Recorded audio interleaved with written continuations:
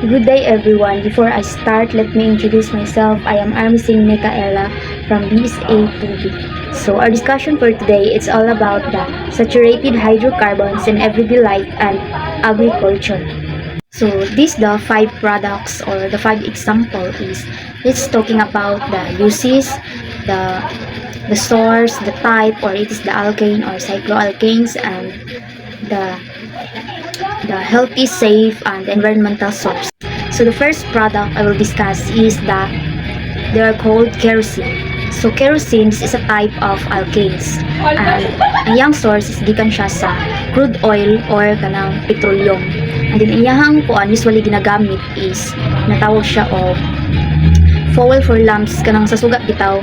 And then second is ginagamit pud siya for stoves, heaters kanang gigamit nato para pangpainit. And then jet aircraft, kaning jet aircraft mauning kanang ginagamit ni siya for kanang mga airplane. And then ang iyang health, safety, and environmental concern is kaning kerosene is flammable siya, meaning dali siya maka-adapt og fire. And then kung makasunod ka niyo, maka-inhale ka ani is ma-irritate ang imuhang nose ug ang imuhang lungs, so meaning maglisod kag ginhawa.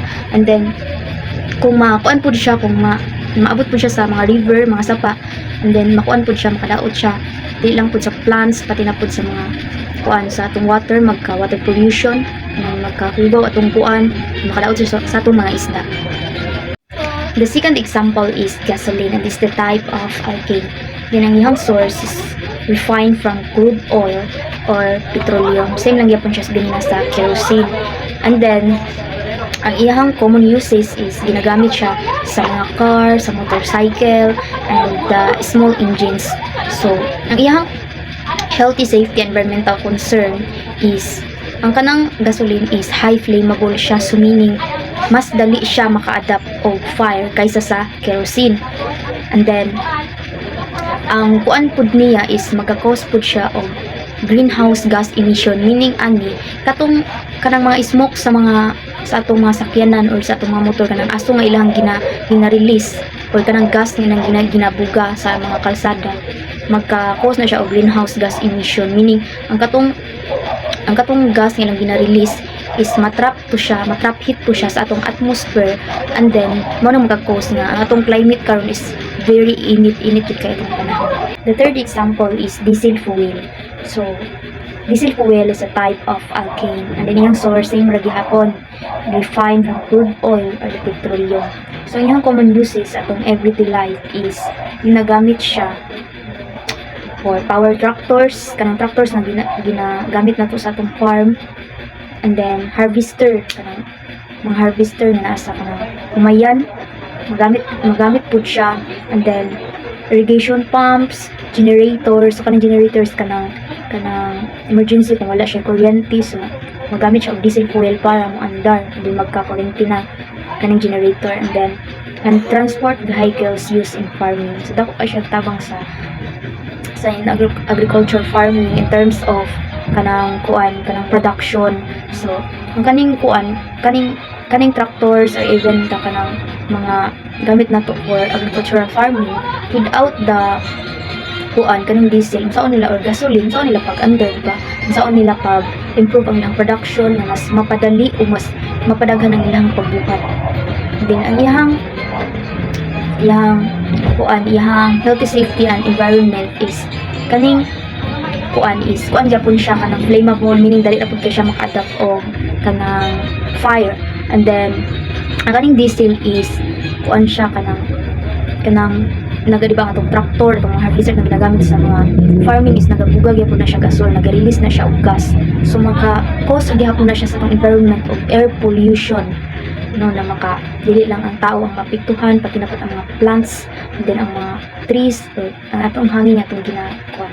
The fourth one is lubricating fuel. So kaning lubricating fuel, it is a type of alkane. And then ang iyang source same ra gihapon, refined from crude oil or the petroleum.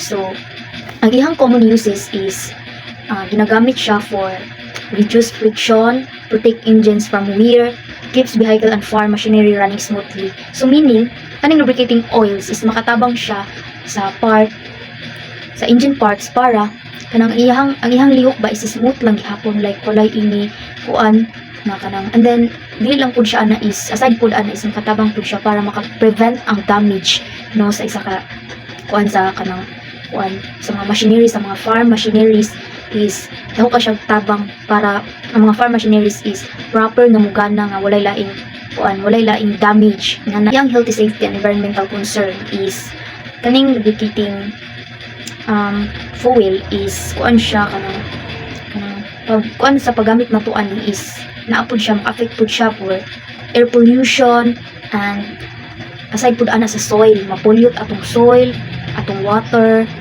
pollution, soil pollution. At kung dili pud nimo siya, kanang lubricating oil is unang ginatawag na tong kuan no kanang acidity, di ba, sa tong kuan sa paggamit nato ana sa mga kuan nato sa mga machineries. And then kung dili pud na nimo siya kanang matarong og tawag ni kanang dispose, so dako pud kay siyang apekto no nga dapat ilagay po natin siya sa tamang labayanan para ma-avoid nato ang mga makaharm siya sa atong health. And then i-avoid po nato kanang kay kuha na sa atong panit if mabutnan tayo sa kamot, dapat i-avoid nato para makuha ng ato ang skin contact kanang murag ma-less ang kanang ma-avoid nato ang harm sa atong health. The last one is liquefied petroleum gas or the LPG. So, kaning LPG, it is a type of alkane, mainly the propane and butane. So, ang iyang source, gikan siya sa natural gas and crude oil refining o katong nga petroleum. Then, iyang common uses, so dako kay siyang tabang sa atong daily life, especially sa kanang mga itong tao bitaw nga nasa syudad, like layo sa kanang kuan sa mga kuan nga area, layo sa kanang ay sa mga syudad nga area nga wala jud kahoy nga gamiton sa pagluto. So ginagamit siya no for cooking, mo na yung common use, and then heating and portable gas stoves sa pagluto na to, ginagamit to portable gas stove.